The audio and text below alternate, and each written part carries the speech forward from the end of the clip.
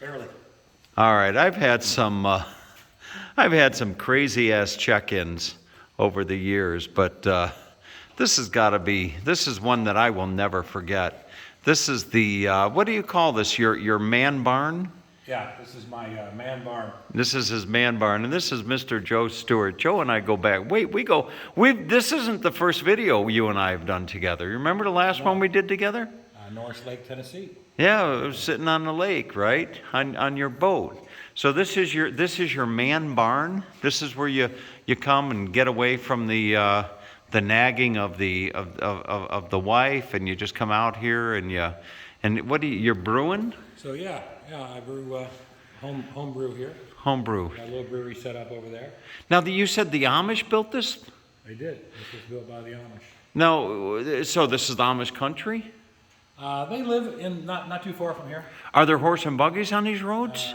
Some, you'll see them. Oh man, I'm coming. So when I talk about these roads, folks, Joe said I could. There's a snowstorm coming in tonight, and Joe said I could park in his. An April snowstorm. Yeah, an April snowstorm. He said I could park in his barn, and I had no clue. We came out of what was that city? Oxford, Ohio. Oxford, Ohio, where Miami University is. And we came out of there. It was already dark.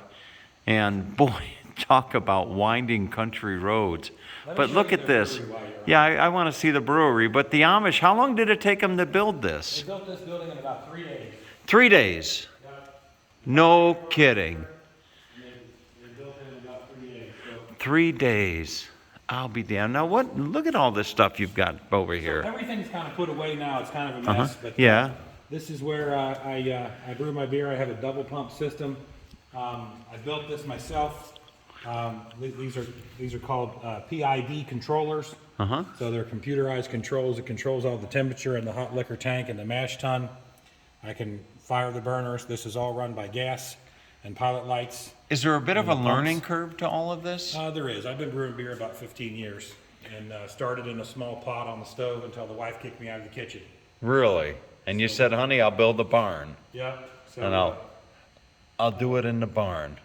we store a few things down here, and now I can my own beer. I put it in cans. I have it on tap. So is anything brewing right now? No, actually, there is a one fermenting right there. That's not a beer though. That's a sugar wash. So A sugar wash. yeah, and if you look every once in a while, you'll see the bubble coming up there. That's the fermentation happening live. Now, how much time do you spend doing this? I spend a couple of nights, probably a week down here messing around. It's a hobby, so I'm on and off. And I overheard you saying that you won an award? I did. I won an award for my Weizenbach beer. So, Weizenbach? Weizenbach. It's Weizenbach. a Hefeweizen, but it's a Bach beer, so it's a little strong. Weizenbach. Fantastic. Now, are these called craft beers? Craft? Craft, C-R-A-F-T? Right.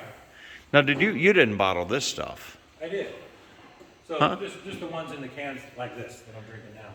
What do you got? This is a milk stout. Okay, but there's no fancy label. No. Just No. Just a Sharpie homebrew label. This is what a can looks like without a top on it. So if you've ever seen, that's what a commercial beer can looks like without the top. Really? And this machine right here puts the top on. They must and be seals it. cheap.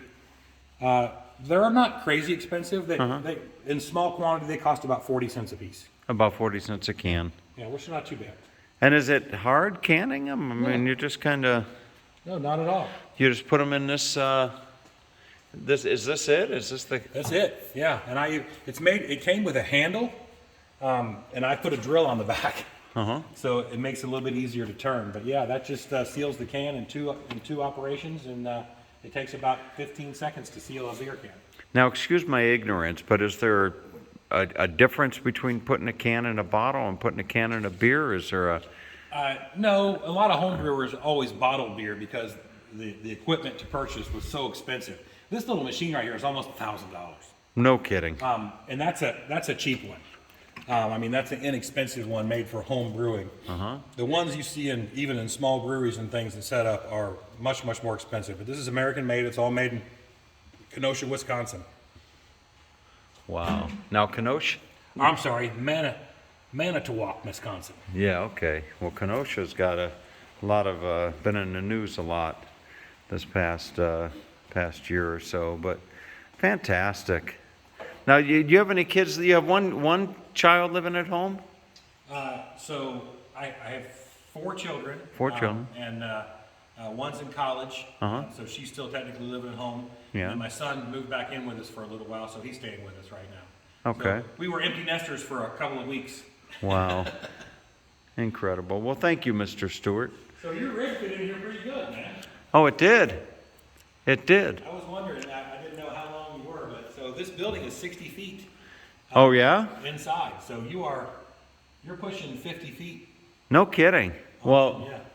yeah, I'm pushing, over 50 feet. Well, this thing here, I think, my rig is, I think, about 24. But you say it's 60 feet? Yeah. Oh, and I have my new, my new rack on the back. So you have to add a couple of feet for that too. Yeah, exactly. I'll be damned. All right, folks. So have a have a great day. I'd say I'm going to have a cold one, but Joe doesn't do non-alcoholic beer, do you? I don't. No. I'll brew one up just for you, Tom. All right, sounds good. Have a good day, everyone.